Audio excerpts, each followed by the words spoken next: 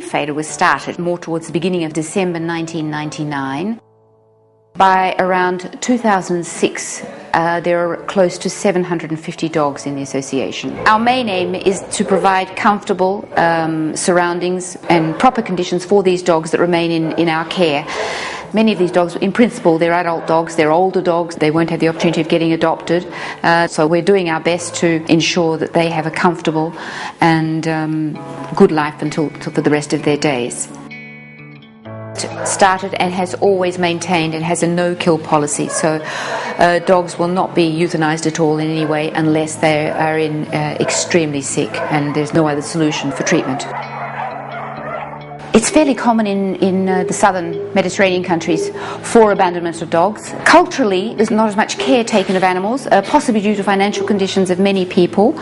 We're gradually being able to see a green light, but it's taking an awfully long time. People continue to abandon animals at our front doorstep. We don't have official numbers about the abandonment in Portugal, but we believe it's a very large number. 10,000 animals every year are abandoned in Portugal, and 10,000 without being neutering, and they reproduce when they are in the streets, and the problem grow. So the neutering is the solution.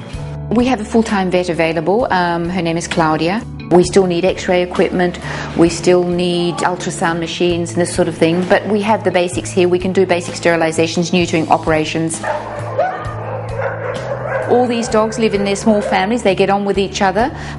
We've got such beautiful dogs here. Again, all adult dogs, no puppies. And unfortunately, Portuguese people are not totally mentalized to take in an adult dog.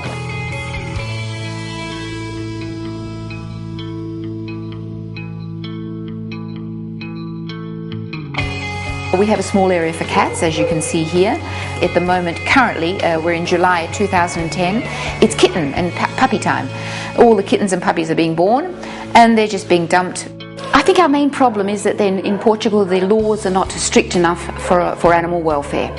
There are no obligatory sterilisation or neutering laws. There is no obligatory vaccination laws. There's only a rabies injection. So I think until proper laws come in, and this comes in where local councils can enforce that, we're running up against the same problem the whole time.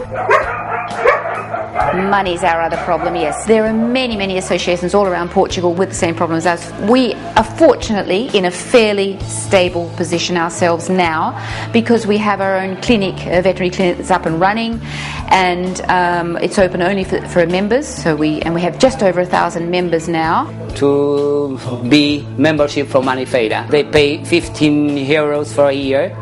And they have the stuffs more cheap. If they need treatments or vaccinations or something. We also rely hugely on donations, on volunteer work, so that we don't have to pay staff for building. We also construction materials. We're totally overcrowded. We just don't have space. The pens are all full. Our aim is to get our number of dogs down to around 200 or so that we can eventually, if somebody comes to the door with a very sick dog that they found in the street, that we could take it in, we could care for it and look after it and get it better and then eventually home it. Our plan is we would eventually like to build some boarding kennels out the back part of Feira, and a sanctuary. As the sanctuary would be for cats and for dogs, that when there is absolutely no hope of them being adopted, which there are a few cases here in Feira, and so that these dogs could live the rest of their lives in peace and happiness and calmly. So that would be our future.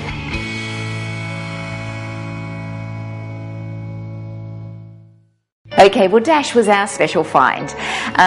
Dash was found on a street fairly close by to Feira. It was a boiling hot day. He was skin and bone without any food or water. We found him just standing in the middle of the street, just looking around, totally lost.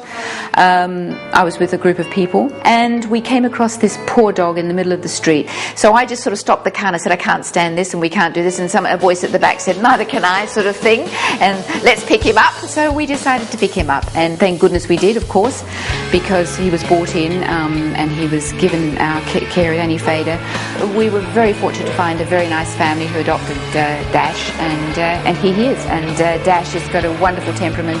He's a very sweet dog.